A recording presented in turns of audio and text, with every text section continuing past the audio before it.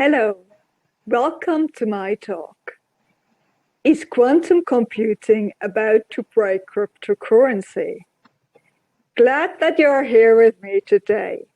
My name is Victoria Riess, and I'm a cryptocurrency expert and senior manager in tech strategy.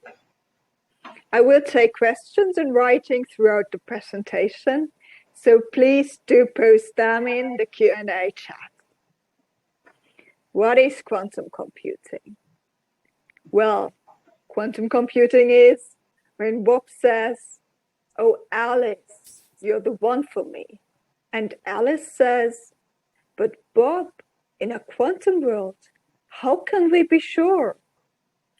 In this talk, I will teach you what quantum supremacy and specifically the claims from the University of Science and Technology of China and Google's means, how quantum computing will practically change the world of cryptocurrency.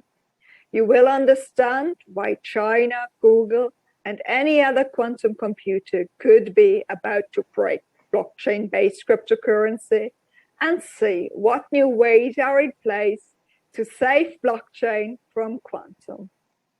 But first, what is quantum computing? Quantum computing is defined by two concepts. One is superposition and the other is entanglement. So a quantum computer is fundamentally different to a classical computer. The classical computer stores classical bits of information as 0 and 1s. And quantum bits can be both 0 and 1 at the same time. What means superposition? Well, classical states are called bits. They store classical information in a string of 0 and 1s.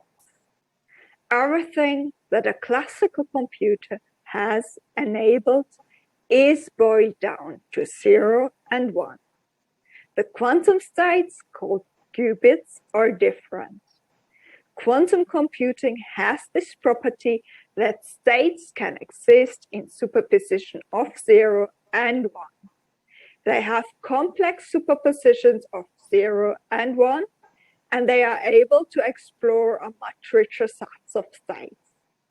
So this possibility space you can explore is much more interesting and complex. What is entanglement? Well, entanglement is when the states of entangled qubits cannot be described independently from each other.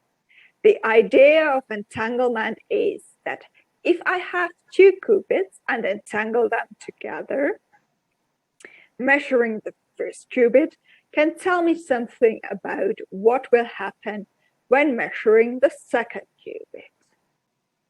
So if you have two quantum bits, then there are 4 possible states that you can put in superposition. With 3 qubits, it's 8. With 4 qubits, it's 16. It grows exponentially. And the nice thing about quantum supremacy is that it is a well-defined engineering milestone. So in a nutshell, what quantum researchers are trying to do, they are trying to solve that experimental quantum computer can surpass the best supercomputers in the world. Let's have a closer look at quantum supremacy. What is quantum supremacy? Roughly, it is the use of a programmable or configurable quantum computer to solve some well-defined and computational problems much faster than we know how to solve it with any existing classical computers. On December the 3rd in 2020, the researchers from the University of Science and Technology of China, USDC, in Hefei, reported that the photonic quantum computer, which harnesses particles of light or photons, performed a calculation that's impossible for a conventional computer. They claimed that they have achieved quantum supremacy.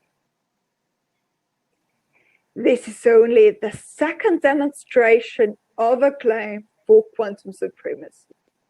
That milestone, known as quantum supremacy, has been met only once before, in October 2019, by Google's quantum computer. And in contrary to Google, the first demonstration of that quantum advantage, the second at USTC, it was virtually unassailable by any classical computer.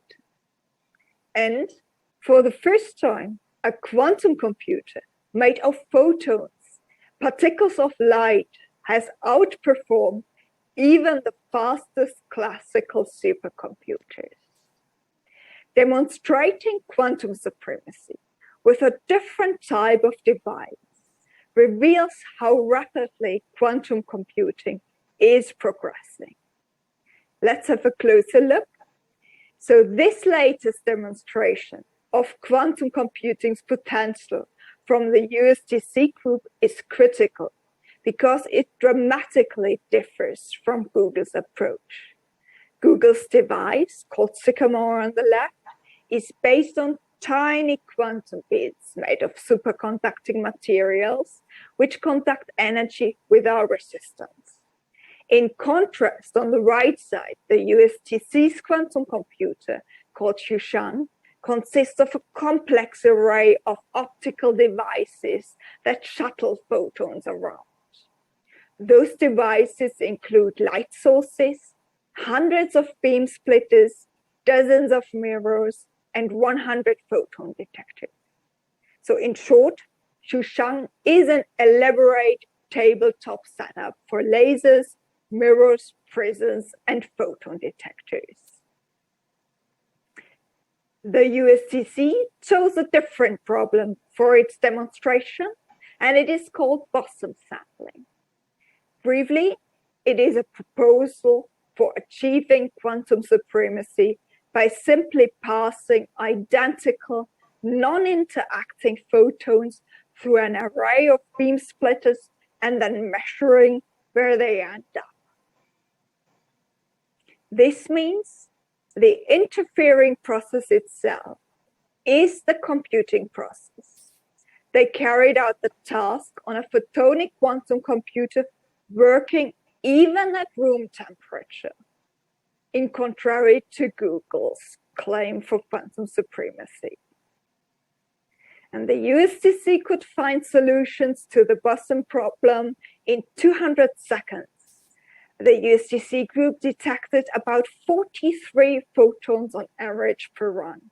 But in one run, they observed 76 photons, more than enough to justify their quantum primacy claim.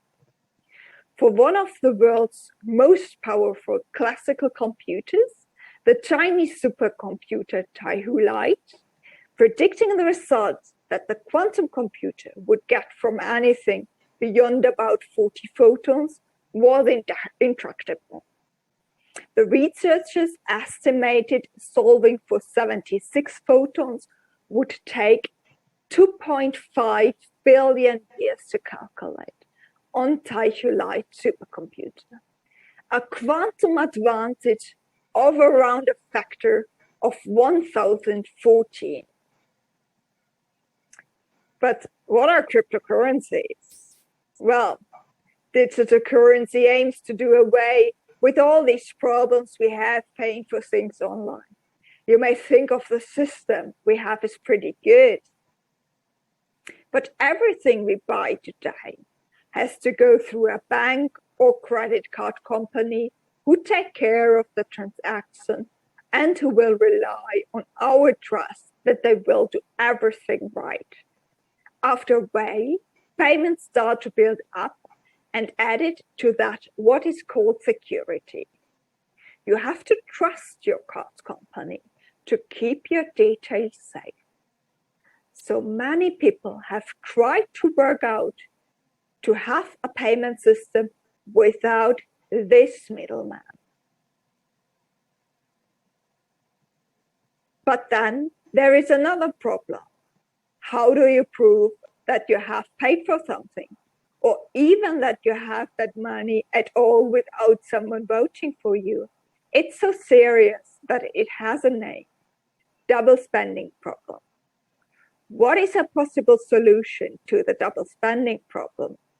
Well, in 2018, a solution was offered by the anonymous programmer Satoshi Nakamoto. He left a paper on a popular cryptographic blog in which he proposed a system of currency that solved all these fiddler problems. His proposal was that instead of a credit card company recording every transaction in one central ledger, all of the users would record transactions at the same time. As a result, any attempt to fool the community would be noticed and be rejected. No one user, government, or bank can force a fee on payment or controls its flow. As a result, it has a cheaper, quicker way to spend money, even across national borders. What is the biggest danger? Well, the biggest danger to blockchain from quantum computing is its potential ability to break traditional encryption. Cryptographic algorithms are currently in use by cryptocurrencies, and they might be impacted by quantum computing. To sum up and make this short, we can say there are two different cryptographic ciphers. So one are the digital signatures and the other are the hash functions. In conclusion, we can say that the Shor's algorithm could break currently deployed asymmetric ciphers, but using the Grover's algorithm, it is currently believed to be essentially impossible to break a hash function. So Shor's algorithm could break, but using Grover's algorithm, it's impossible to break. Let's have a closer look at classical cryptographic ciphers. What are these classical cryptographic ciphers? So as I mentioned before, there are two. The digital signatures are deployed asymmetric ciphers, such as the Bitcoin's ECDSA, so the elliptical curve digital signature algorithm for encrypting private and public key pairs. The hash function are, for example, Bitcoin's SHA-256. Let's now deep dive into their definition. So the first one, the digital signatures, are important cryptographic mechanisms used to verify data integrity. The signer has a secret signing key, and signature verifier on the opposite has a corresponding public key. Another example of asymmetric encryption.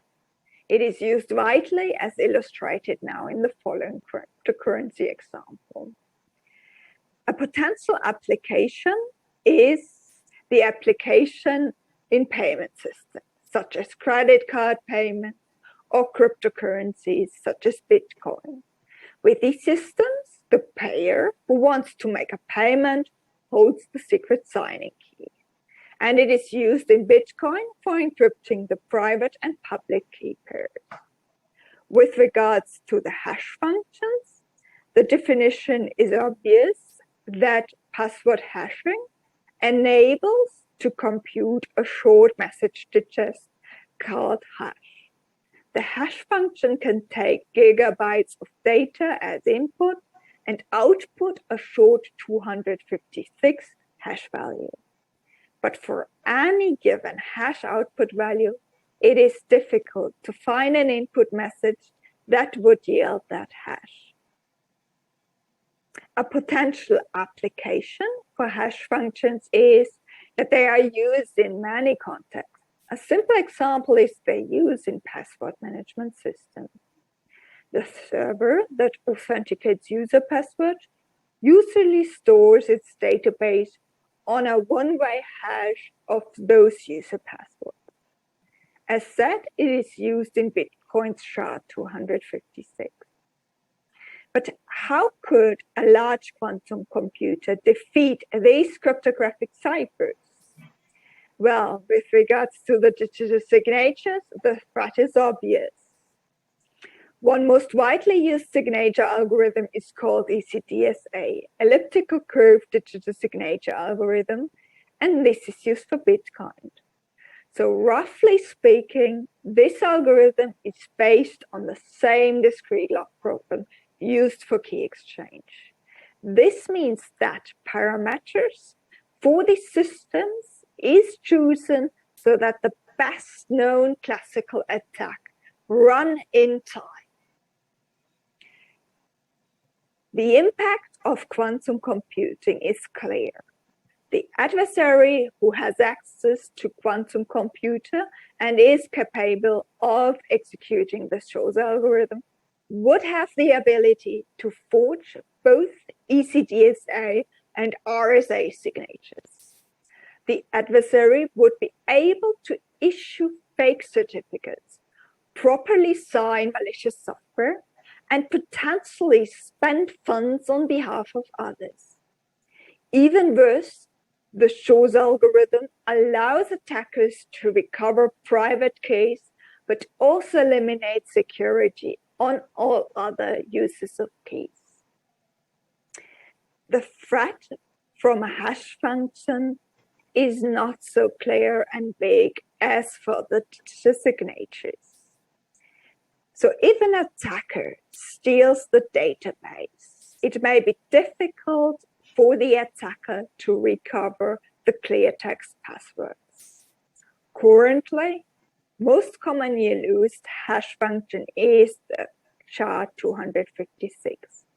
The 256-bit hash function is the basis for many password authentication systems. So in general, there is a threat, but the impact of a quantum computer is limited. A hash function that produces the 256-bit outputs is not expected to be threatened by a quantum computing. And even using the Grover's algorithm, it is currently believed to be essentially impossible to break a hash function like the Bitcoin's SHA-256. But then there's only one question left. When will a quantum computer break classical cryptographic ciphers? Well, given the current state of a quantum computing and recent rates of progress, it is highly unexpected that a quantum computer that can compromise ECDSA or comparable discrete logarithm-based public key crypto systems will be built within the next decade. But what new ways are in place to save crypto from quantum supremacy? There are different classes of potential quantum-resistant cryptographic systems.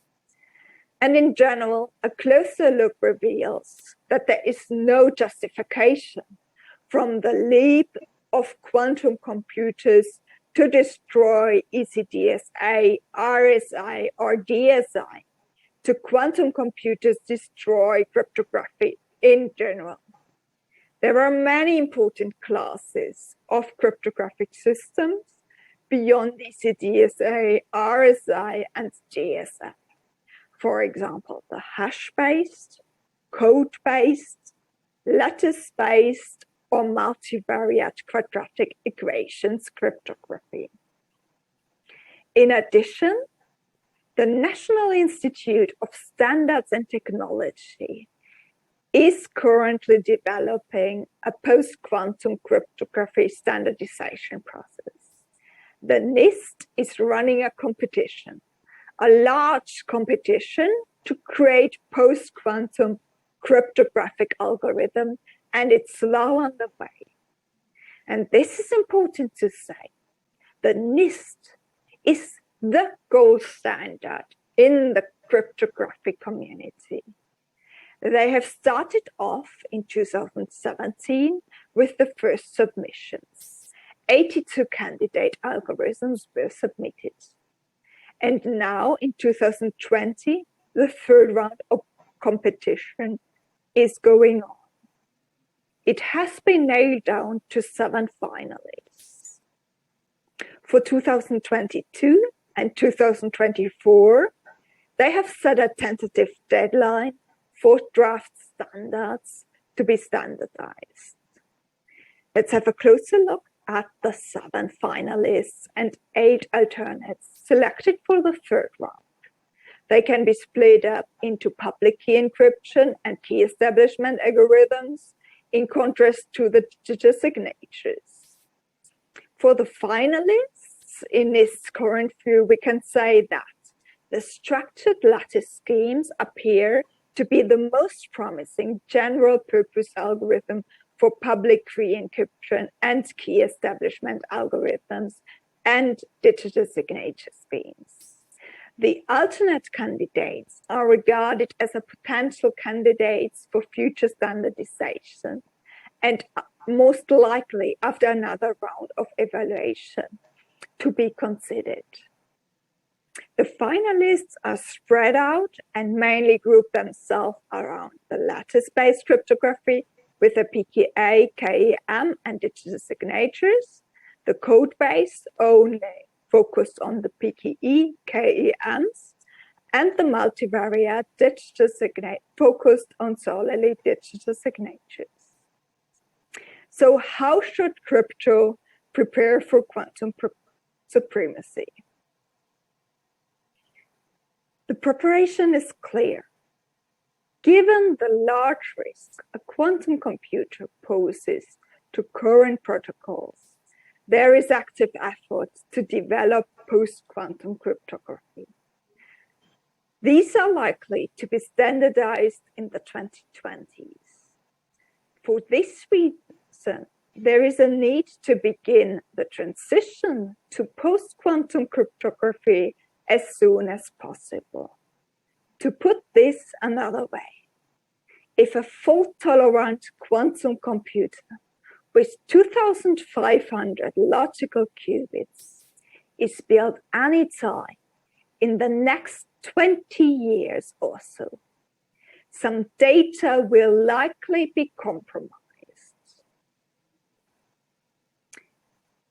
In conclusion, the biggest danger to blockchain, as I said, from quantum supremacy is the quantum computer's potential ability to break traditional encryption.